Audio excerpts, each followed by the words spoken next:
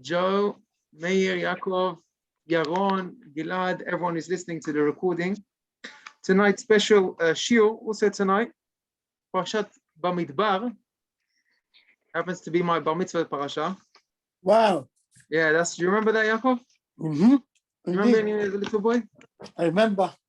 Yeah, so that's it. And how? Yeah, so today I read from the Torah, and also we're going to do special Shiur on Chag HaShavuot.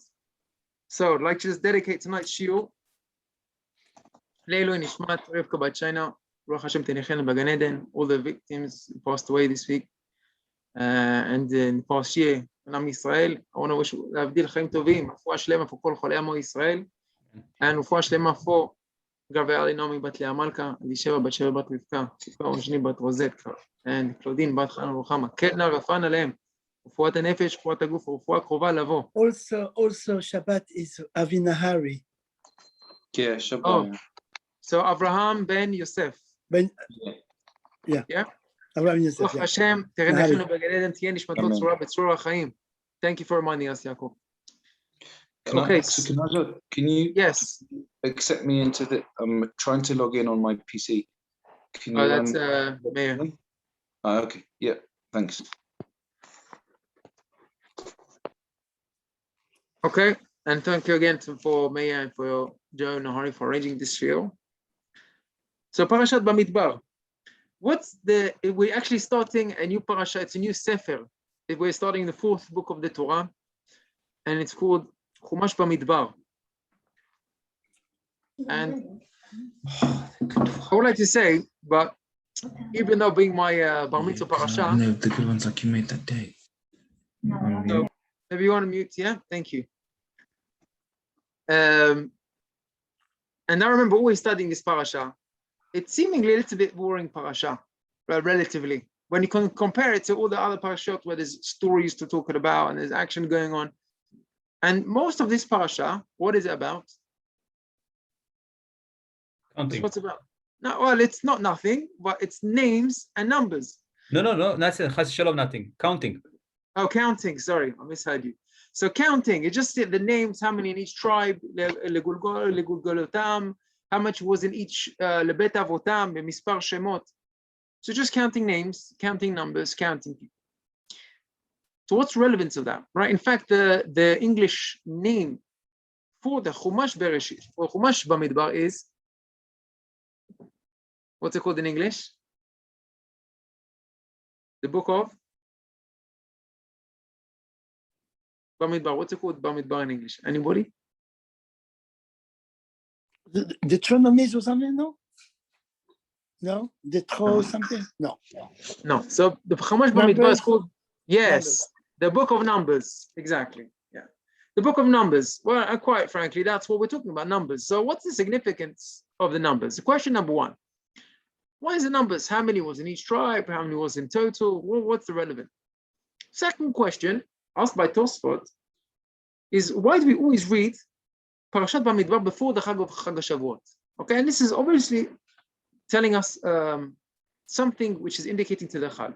So Tosfot gives an answer, famous answer, but it's not. It just says because last week's parasha was Bechukotai, which had all the curses, klalot, and we don't want to go into Chag HaShavuot with the klalot. So we have an in-between parasha, it's like just to mild the Chag get us into a nice atmosphere before the Chag. But that just explains why we need a gap parasha. But why specifically Parashat Bamidbar needs to be the parasha before Chag HaShavuot? The Rabbi Tzadok Milublin always tells us whenever there's a parasha in the week, or when there's a Chag in the week of the parasha, it's got a connection to the parasha.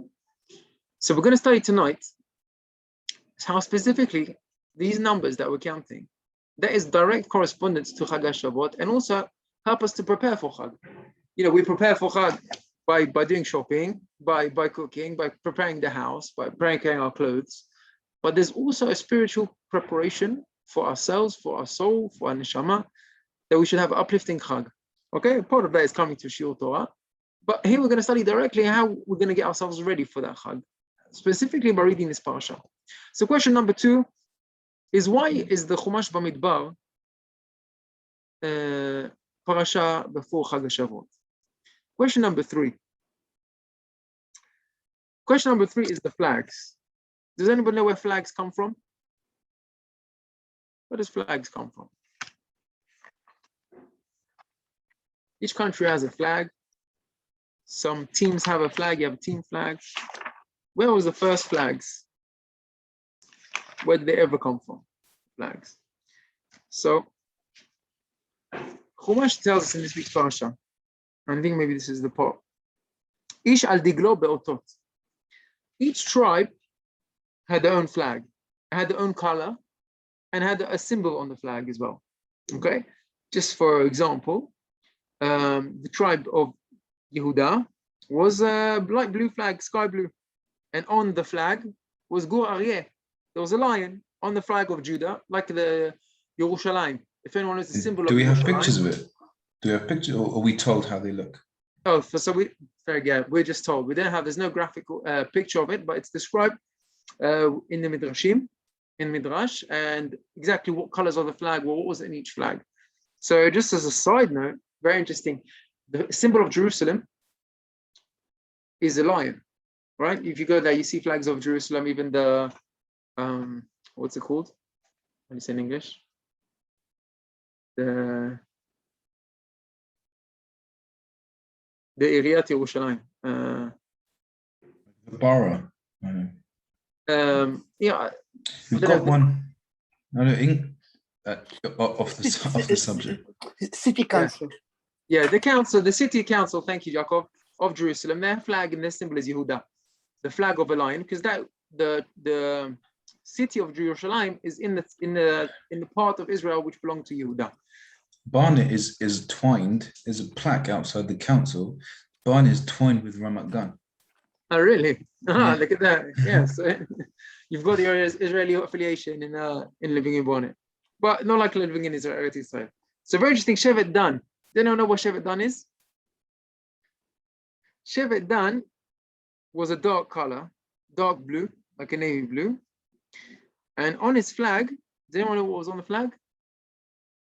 Snake, no? Very good. You said snake. Meir, excellent. So in fact, it's the Midrash says Nachash. And in fact, there's another Midrash which says Nesher, Kanfei Nesharim, which wings of an eagle. And in fact, I saw the Sefer Abarbanel, and there's a few different sources also say that it was really both. And they call it a Darkon. Darkon is a dragon, which looks like a snake with wings. So it's really Nachash, like Dan was the Pasuk of Yehi Dan Nachash Ale Darech, and wings. And that's really the first time we see a dragon, even in the Torah. So if you think it's from the mythology books, you see that even the creativity and imagination of the Goyim has Makor in the Torah as well, from the flag of Dan. So where did these flags originate from? So the Midrash tells us, what is the symbolic of a flag? It makes you feel patriotic. Okay, you see anyone who's very close to the flag, there's pride of it. An American, you follow the pride, the American flag, the English, the Israeli flag, everyone is affiliated with their flag. And on a simple level, that was also the affiliation of Am Yisrael, because each tribe had a stone in the Choshen, the breastplate of the Kohen Gadol. And by the Kohen, there was a flag of like the Choshen, and everyone can see that their flag was part of the nation. So I'm going to share with you the following Midrash. Midrash says as follows. Mizot anishkafa kemo shachar. All of the nations of the world, they came to Am Yisrael, and they said to them, Shuvi Shuvi Ashulamit, come towards us. Bo etzlenu, and we're going to make you officers, generals, we will make you seniors, we'll make you part of the elite, you will be ministers.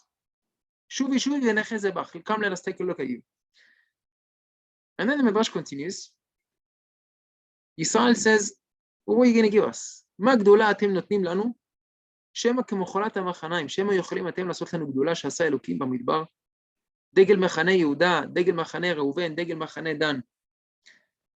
Can you do that for us? מה תחזו בשולמית כקדמה גדולה אתם נתנו לנו?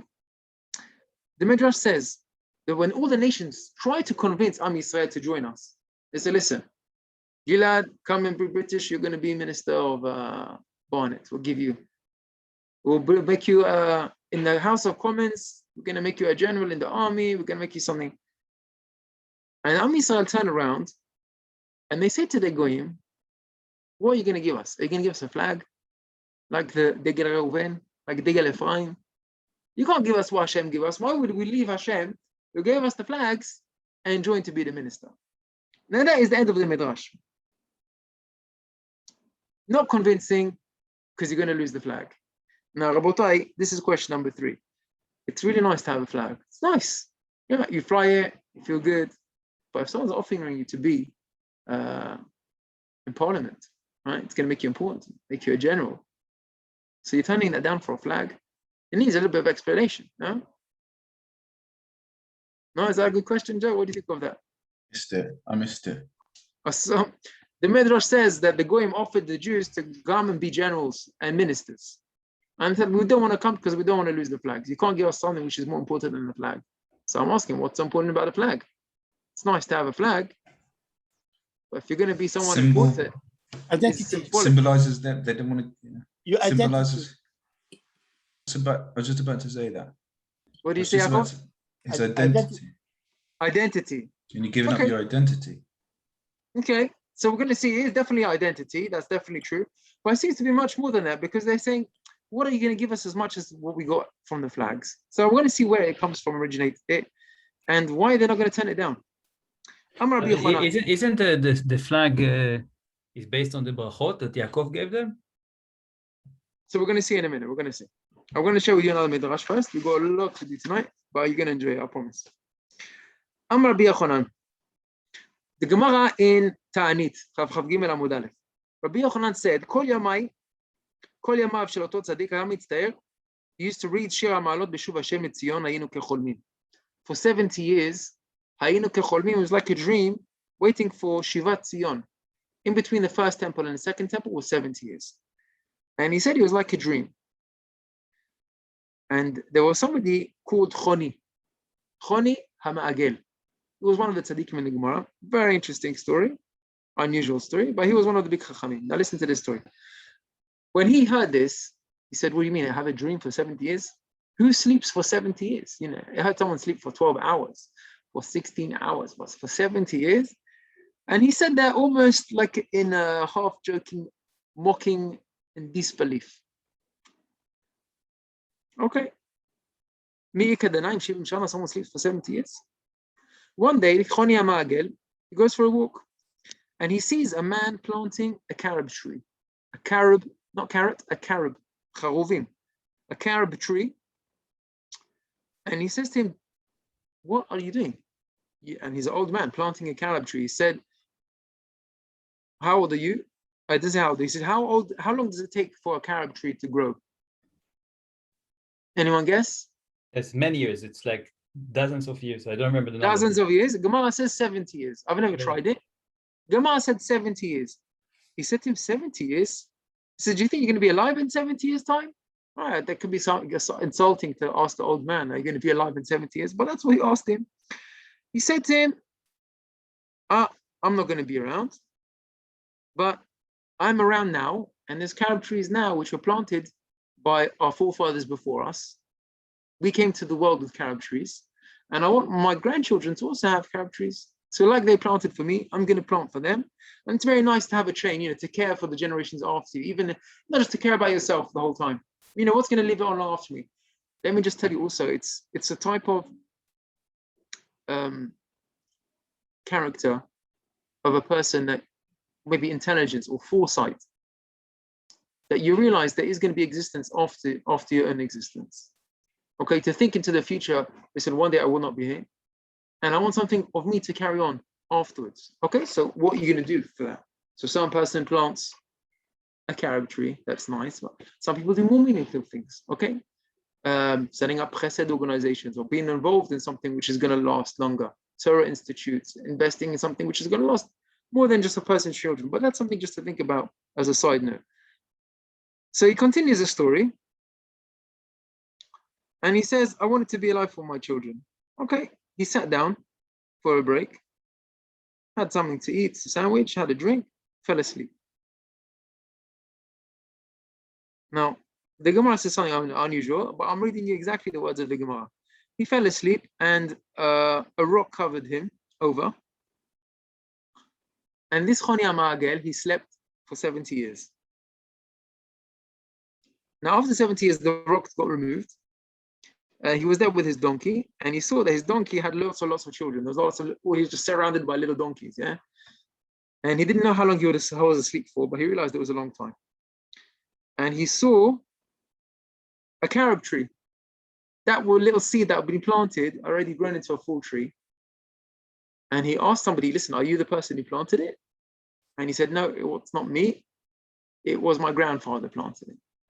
And that's how he realized he was asleep for 70 years. Now listen to the story and listen to the point of why I'm telling you this story. So he said, wow, if you're the grandson and this carob tree is your grandfather planted, that means I must have been asleep for 70 years. And then he realized he shouldn't have made fun of his teacher when he told him, Hayina kecholmim, 70 shana, ad shivat zion. He saw his donkey, he had lots of little baby donkeys, and then he went to home. He went home, okay, what should I do now? I'll go home. He goes home and he doesn't recognize the town. I mean, imagine what your home, where you live in Hendon. What did Hendon look like 70 years ago? Okay, definitely a change. He didn't recognize anything. The streets, the shops, the houses, everything's really changed. So he said, can you tell me where Choni HaMa'agel lives? I said, Choni HaMa'agel? He said, I can show you where his house, where he used to live, where his son lives. Oh no, he said, show me where the son of Choni HaMa'agel lives. He said, listen, the son of Choni HaMa'agel, he died a long time ago. If you want, I can show you where his grandson lives. Okay. All right, we took him to the house of his grandson. And he saw his grandson and he said, I'm Choni HaMa'agel. I'm your grandfather. And the Gemara said his grandson didn't believe him. So I don't know who you are. I never seen you. As far as I know, my grandfather died 70 years ago. And that was it. Closed the door on his face. Not the welcome he was expecting. I don't know what you expect after 70 years, but he went, sadly.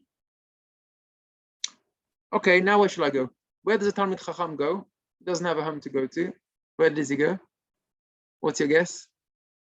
Synagogue. He goes to Bet Midrash. Bet Midrash. Exactly. He went to Bet Midrash. He saw all the Chachamim. And all the Chachamim are sitting down and talking in Torah, talking in Gemara, talking in the Sugya Balacha. And they said, wow, this is really clear, the beauty of the Torah. And it's such clarity, this Sugya that we're studying like the days of Choni HaMa'agel. So Choni hears his name. He hears his name. And he says, hey guys, it's me, I'm here. They look around. I think his old man is gone a little bit cuckoo. And they had a question. And they said, listen, no one knows to answer the question. He said, I'm Choni HaMa'agel. They didn't believe him. They didn't even respect him as he used to be respected. He was the greatest of the generation. The Choni HaMa'agel, when there was famine and everyone fasted, why was he called Choni HaMa'agel? He took his stick and he did the igul on the floor. He drew a circle on the floor and he stood in the circle and he said, Hashem, bring down the rain. I'm not moving from the circle until you bring down rain. And he made rain come down. That is the power of Choni HaMa'agel. So imagine the great respect he received. And now he was just laughed at and ridiculed. The Gemara doesn't say that, but the Gemara says he didn't get the respect that he used to, as he deserved. Chalash da'ateh. What does chalash da'ateh mean? He became weak and faint. He became ill. He became ill and ba'ir hamayim v'met. He asked for mercy and compassion to die. Amar Rabba hainu da'amri inshi o chavruta o mituta. You don't have friends, you die. That's the literal translation of the Gemara. Now, Rabbatai, very peculiar story. But why am I sharing this with you? So there's 2 points over here, and bear with me. One thing Rashi says, why did he want to die? Because people didn't recognize you? Says Rashi Chidush, he says, if you don't have friends, and you don't have people that love you, that's what the Gemara says. Rashi says that. And Rashi says he learned from Eov. And he says even more than that, even if you have friends, but אם אין חבריו של אדם נוהגים בו כבוד, כבתחילה נוח לו שימות. Now, kavod doesn't mean like the honor and they kiss your hand and kiss your feet. But it's just like, hi, how are you? Nice to see you. How are you, my friend? And when he didn't have that, he didn't have the respect that he used to get. Even he was a great rabbi and he was, of course, great anav, and he wasn't really looking for the kavod. But he was chonei ma'agel. He was big Talmid Chacham, and now he didn't even get a chance to open his mouth in the Bet Midrash. Not even his family recognized him. And then he asked for a Chamim to die. Now, Rabotai, there's a lot of things to learn from this story. I'm going to ask you a little simple question. If you're a Talmid Chacham, and really he was chonei ma'agel, so why didn't you just show them? Ask me any question, and I'll tell you the answers. I'll just show you. I'll prove it to you. He was a Talmid Chacham, right? And he could have showed them. So why didn't you just show them his chokhmah? So that's question number 4 over here. Why didn't chonei ma'agel show his chokhmah to all of the Bet Midrash? You with me on that question? Yeah, do you like it? You have an answer?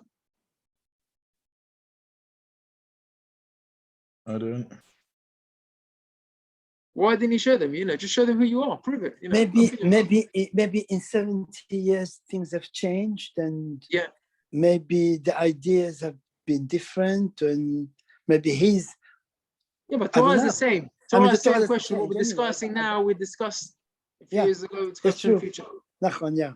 So it's a mind-boggling question. You can easily do that. So that's the question. So let's summarize 4 questions. Why the book of Numbers? What's important of that Numbers? Why is it before Chag HaShavuot? What's the connection of Chag HaShavuot? Why specifically Bamidbar? 3rd question, what's important about the flags? You're going to give up an official job? You're going to be prime minister maybe for the flags? And question number 4, why didn't chonei ma'agel prove himself and show his chokhmah and gain back that respect? It would have just been blown away. Just say 10 minutes of Torah and you'd be like, wow. Okay. So we're going to open up with this another unusual story in the Midrash Rabbah, Vayikra Rabbah. It's amazing. I must say it's not my Torah. I got it from, they're based on a few different sources. One main source is Rav Ekster, is a Mashgiach in Yeshivat Mir Brachfeld. So he brings down this Midrash Vayikra Rabbah. Maaseh Bekartani Ba'Abba Yossi. Someone who was called Abba Yossi. And he went and used to study next to a fountain, Ma'ayan, spring. And Itgali alav hahu rucha.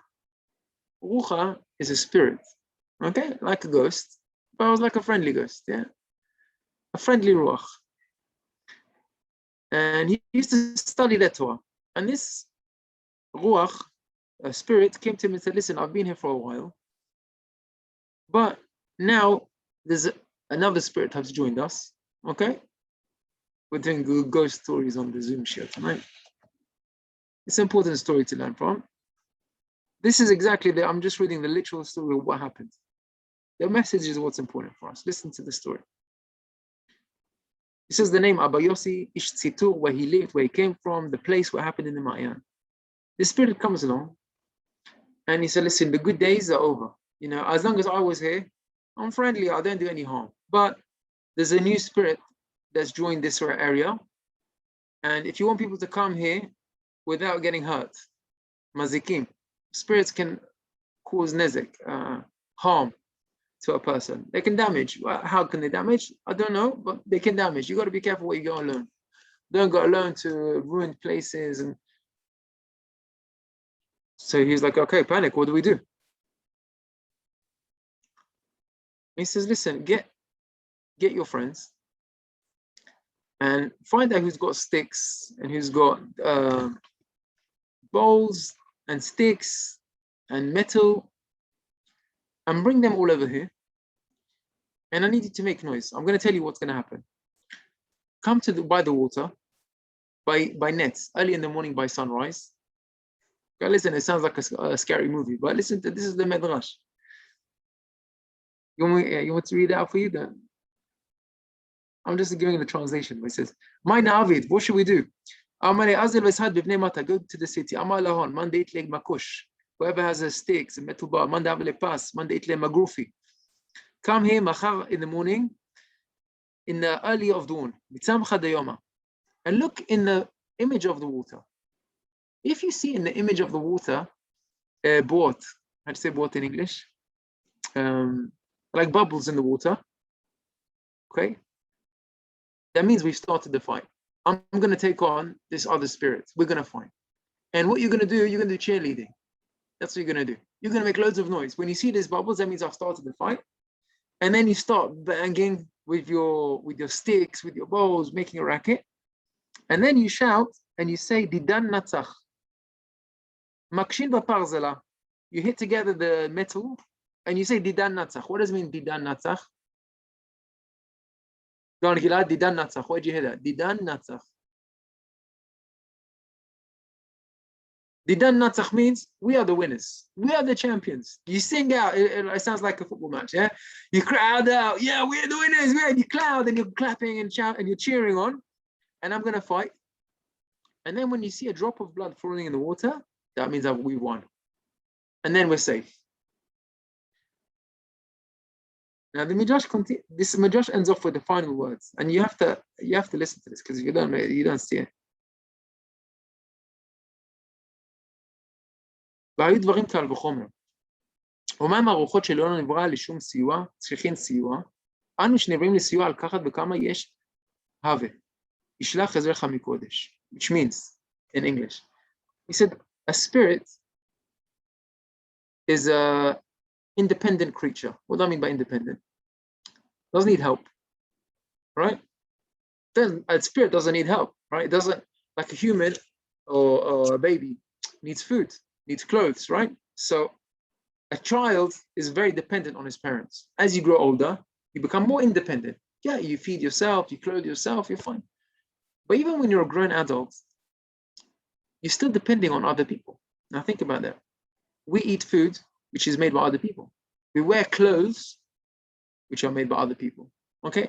All of us live in homes, which were built by other people, okay? Even maybe a little bit of refurbishment, but you bring people to do plumbing, electricity, you bring other people.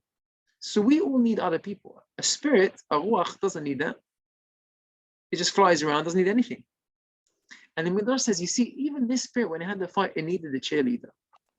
It needed help from others. So, Kal v'chomer, us as humans, we need help. We need support. We need important support. That important can be support, also emotional support, right? Being with someone spiritually. The fact that we can do in something else. If we believe in each other, right? Yeah, how do you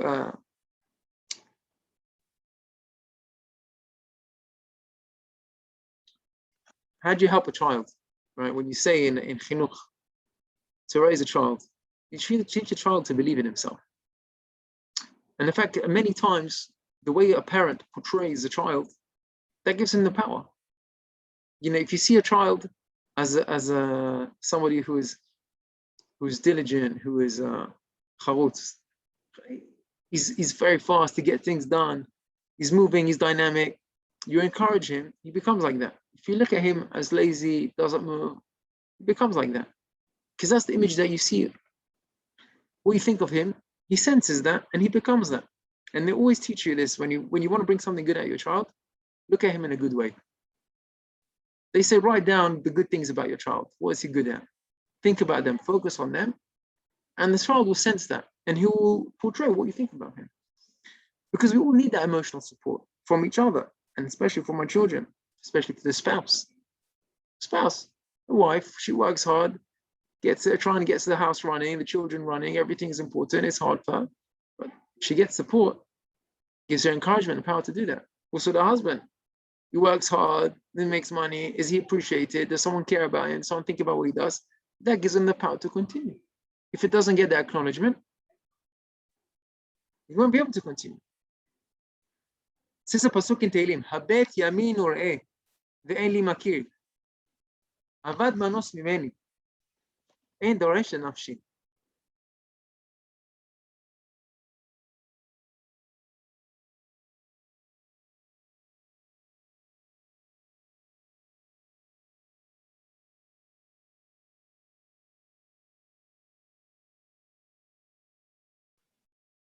Pasuk says in Tehillim, Habet Yamin, I looked around to my right, Ve'eni makir, which means no one recognizes me.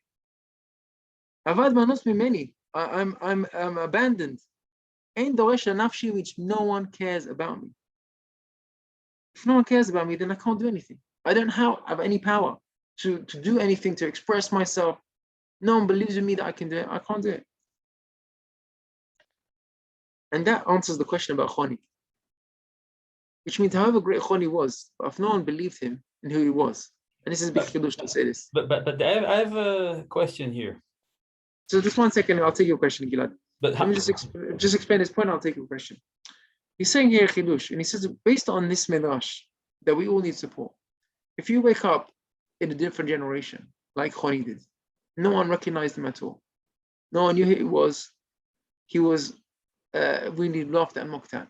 He said even he had that inside of him, but because he didn't have that support, that recognition, that anyone cared about, he was unable to bring out what was inside him, even though it was inside. And even he was a tzaddik and his chacham was enough. But he couldn't just say his Torah. You can just ask him to give it the shiur. Now, who are you? You're just a crazy old man. Go. And if people don't appreciate you, you end up not even appreciating yourself. You don't realize the powers you have within you. You have to be very strong to all that. No one believed in him. No one believes in you. You can't believe in yourself. Chavod, Gilad, do you want to ask a question? Yeah, so it's so the fact that you're alive, and if you think of how we start the day, say Modan Lefanecha, and then you look at the brachot, so there is an acknowledgement about the value of your life. Acknowledging absolutely all the gifts that Hashem gave you, the gifts in mostly the capabilities and the talents and so on, right? Yes. And we say that in Tzochen B'nei Elokim V'Adam. So where is this part? Do you need the external acknowledgement to define your self-worth? And you understand it's problematic. Yeah. No, so let's explain. It must be the exact opposite, actually. As a Jew, first and foremost, you need to be happy with what Hashem gave you, and that's where everything is coming from, right? Because many times you need to swim upstream. You need to stream upstream. But let me just tell you something. There is a sense of galut. You know what galut means? Galut is exile. When someone leaves his home, leaves his homeland, goes and travels far away, that's kapara. Kapara, galut, is almost like death. When no one recognizes you, you don't know anybody, you don't know where you live, you don't have to recognize it, you're a lost soul. Okay, a person like that can immediately go down. I'll tell you a story they used to tell us in yeshiva when the new boys come to yeshiva. Yeah, they always tell us be nice and friendly to the new boys, welcome them, say hello to them. Maybe you have a new guy in the office or a new guy in the community. It's always nice to welcome them. So they tell this story of somebody who said that when he was new in yeshiva, he was finding it difficult. He had no friends, didn't know anybody, and he didn't speak to anyone, I think, for 3 days or something like that. That was it. And he felt sad and lonely. He was homesick, and he decided it's not for me. I'm leaving. And he was walking down. He didn't even have any down to the lunch hall. He had no appetite to eat. And then one boy just said, put his hand on his shoulder and said to him, "Hi." He said, "Hi, how are you? What's your name?" "Oh, where are you from?" "Oh, very nice. So you new here?" He goes, "Yeah." "Okay. Oh, you live in a place like that?" "Oh, I have family there." "Hey, now come, you want to have lunch together? Let's sit down for lunch." And he sat down and he made a friend. And he said, if that boy wouldn't have opened up his mouth and just say hello to me and be friendly, he said, I would have walked out the shiva and never stepped there again. And because of this boy, I had a friend and I stayed there. I changed my mind. I had lunch. I felt good. And I started feeling a part of a society. And we're all like that. All humans, we're all interrelated. We need that community. We need that family life. We need to have friends. We have to have social, however it's fun, to watch a match and have chips, yeah? But how much is that without a friend, or have dinner without family, even going to the movie, go by yourself? No, you go with a friend. Why? We're all social people, we're friendly. We need that. Not just we need the doctor and we need the lawyer, and we need the plumber, and we need the car man to fix my car. We actually need friends. So we need that for emotional support and for spiritual support. If we don't have that, then we're losing in ourselves. Okay. Isn't that like a weakness though? Well, first of all, okay. So very good. Thank you for raising that point, Joe. So in a sense, it's a weakness, and in a sense, it's a power. Now, what do I mean by that? I mean, like, it's a weakness in ourselves, but also it's a power. Realize how we can empower others. How powerful is our word? How good do we feel when someone gives us a compliment? True. We have that power to give that to others. Think about that. That's a good idea. How much we spend time, laughing at each other, but we can say the same word and change a person's whole attitude, make him happy. He comes home on a good note. He feels good. He makes his wife feel good. He makes his children feel good. You can do that. Think about it. Instead of, even if you have to tell somebody off at work, okay? So you can tell them off. They feel bad. They come home, they take it out on their wife, take it out on their kids. They go out, life's garbage. You can say the same thing and wrap it up nicely. Listen, I appreciate you. You're a good worker. I'm happy to have you on my team. Listen, there's one thing, maybe next time you want to make it a little bit different. Okay, there's ways to do it. You can train how to dress it up. But you can really build a person. And then that has effects of that. Your good word to one person could be to 100 people because you don't know the ripple effects of it. So like you said, it is real. It's a weakness, but it's also a power. And we have to appreciate that. And I think people who give compliments, you enjoy giving a compliment. It's nice to make someone else feel good. You feel that as well. And my brother is very good at it. We went to a whole course on how to give compliments. At one point he said I was going in the street giving compliments to the lamppost, and then felt good about that. Thank you for being here. You're such a good guy, giving me light. But it's a practice, and you feel good about it. You make others feel good, and that's really a power we're talking about here. Now let's go back to our scheduled program here, and we're going to maybe make it a bit shorter here. Where did the flags originate from? So the first flags in the Torah is not actually the flags of Am Yisrael. The flags of, anyone know? The angels, the Malachim. Let me find them on notes. בשעה שנגלה הקדוש ברוך הוא בהר סיני. All of Am Yisrael בהר Sinai, he came down with 22,000 angels. Sorry, wrong number. 220,000 angels. He comes down, and all Am Yisrael saw, it wasn't just like a crowd, a bundle of 220,000 angels. They were all categorized and organized into groups, into teams. They all had flags. Everyone had their positions, right? It was an amazing sight to see. It was like, an army, marching of soldiers. I don't know, when you have the march of soldiers, sometimes they have, you see the changing of the guards and the Queen's guards. So you see 60 or 80 soldiers. It's very nice to see it. Sometimes you see 200. When you have a big parade, maybe 2,000 or 5,000 soldiers. Here we're talking about 220,000 angels, all organized, and each one had their flag. And Am Yisrael were jealous, and they said, we want to have that. We want to have those flags. Now, what were they jealous of? Now, listen to this. Rambam says, how many types of angels are there? You think, what do you mean? An angel is an angel. Yeah? He said, no.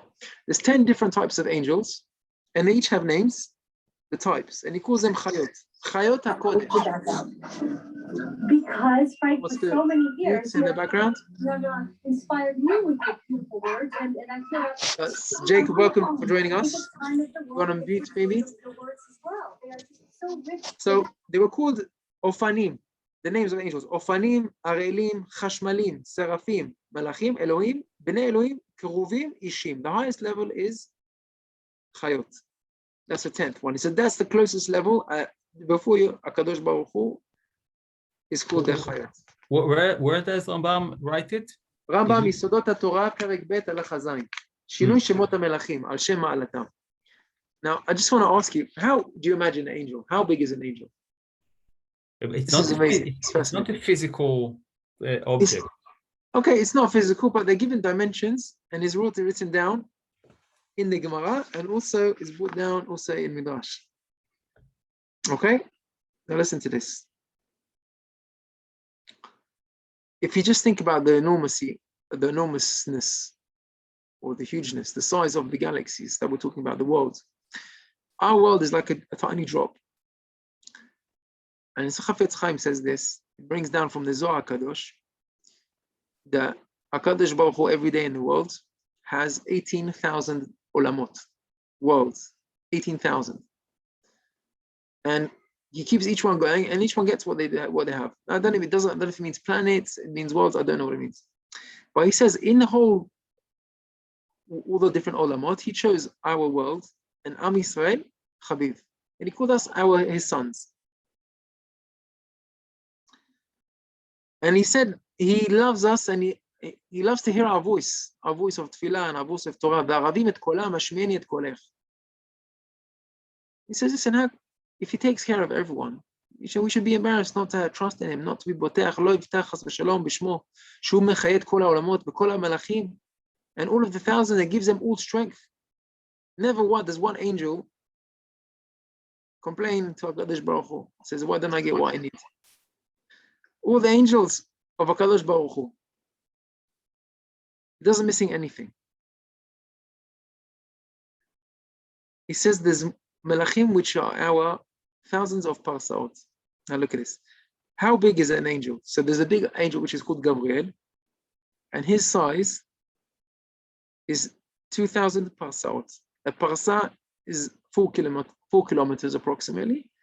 So the size of Gabriel is 8,000 kilometers.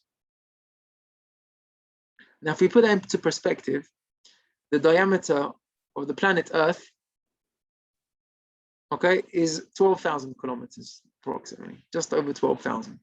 And here you've got an angel Gabriel, which is the size of 8,000 kilometers. So it's like 2/3 of the diameter of the planet. And he's not even the biggest one. There's a malach called Sandalphon.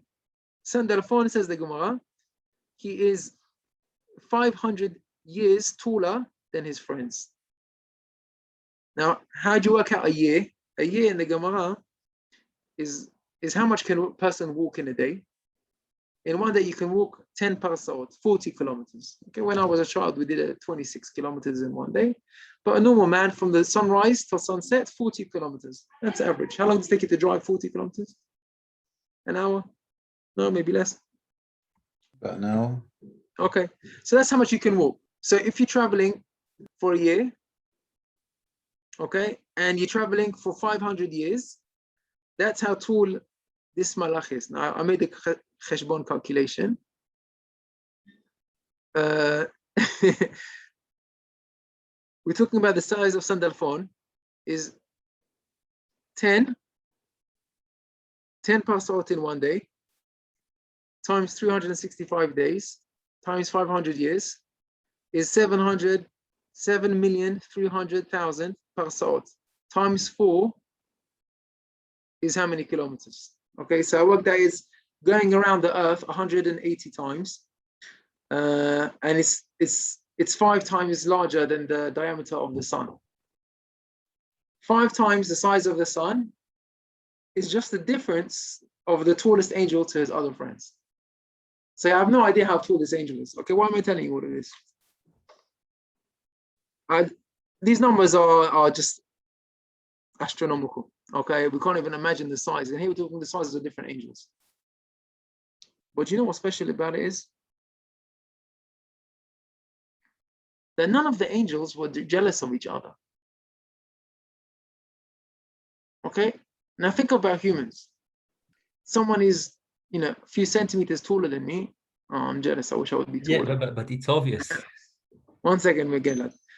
Somebody's house, he's got a few extra meters than me, and jealous. Someone's garden, he's got a bigger garden, a few meters. Okay, so everyone think about how jealous weird sizes and this. And you've got angels here, which are the size of the sun, bigger than each other.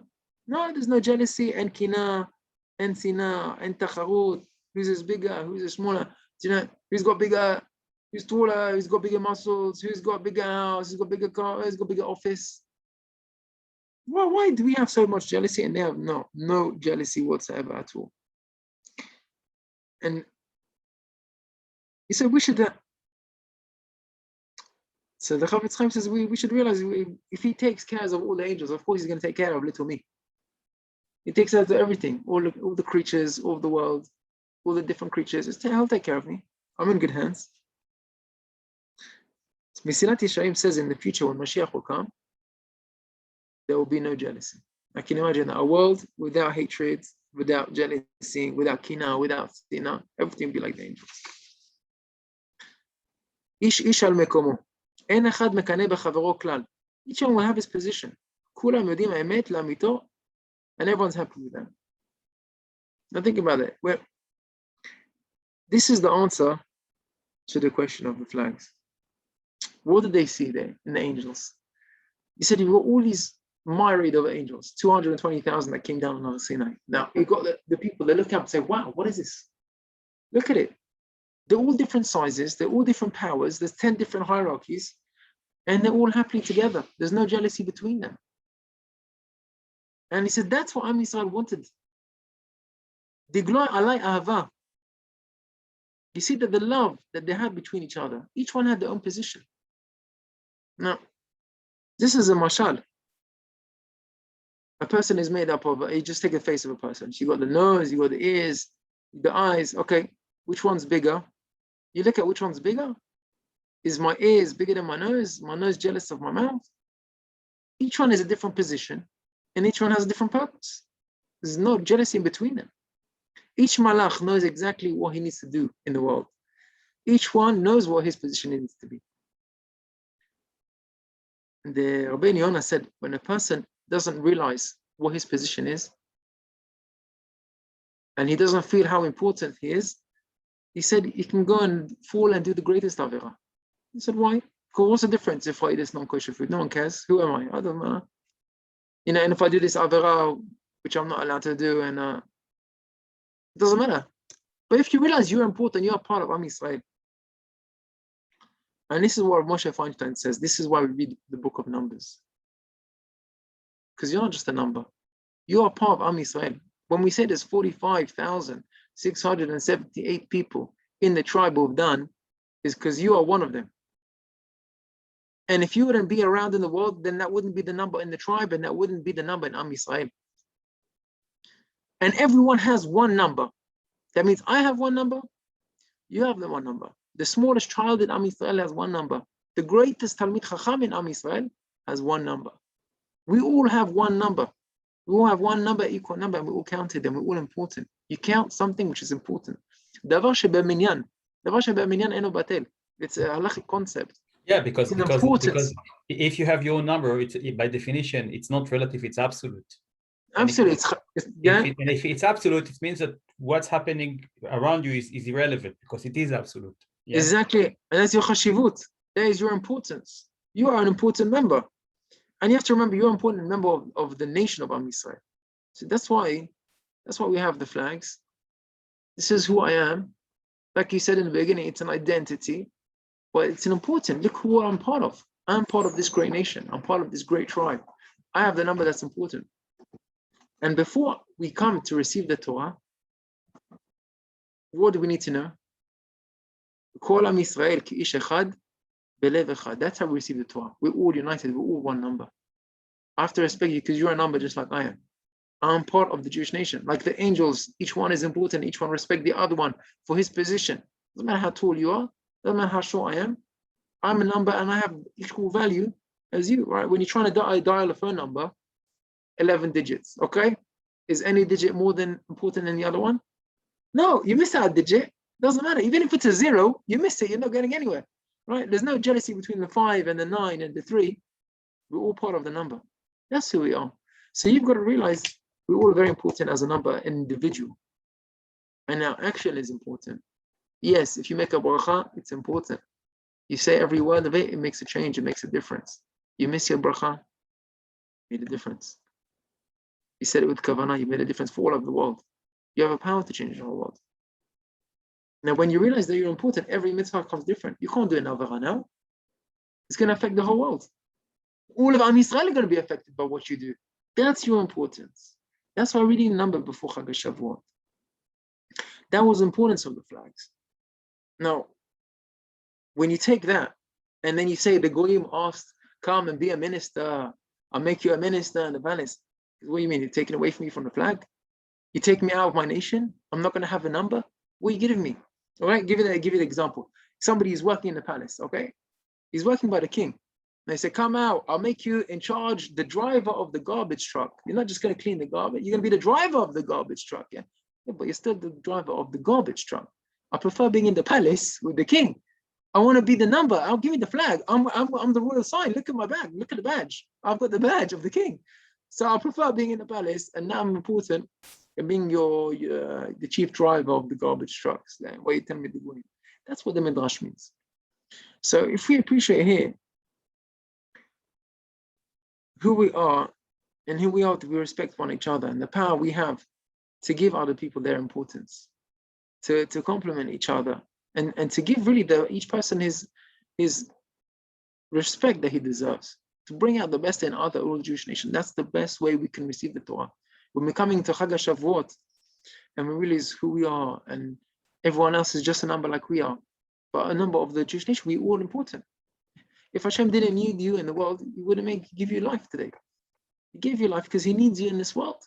He can't have a world without you. I have something important to do. I'm going to live up to that challenge. And let's remember, that's how we're going to also raise our children.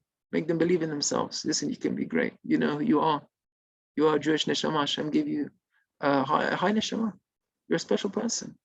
You can do lots of great things. And now believe in you and give them the power to develop all of their talents. And each children is talented in many, many areas. And that's I would like to end off that share with that message. And B'ezrat Hashem, we will take that and we'll be B'ezrat Hashem ready to receive Kabbalat Torah on Chag HaShavuot. Amen. So I hope you enjoyed that shiur. And if you want to start recording, with maybe a few minutes on Chag HaShavuot. Is there any questions? No? Jacob, Yaakov, Yaron. So it's a time when we start ready to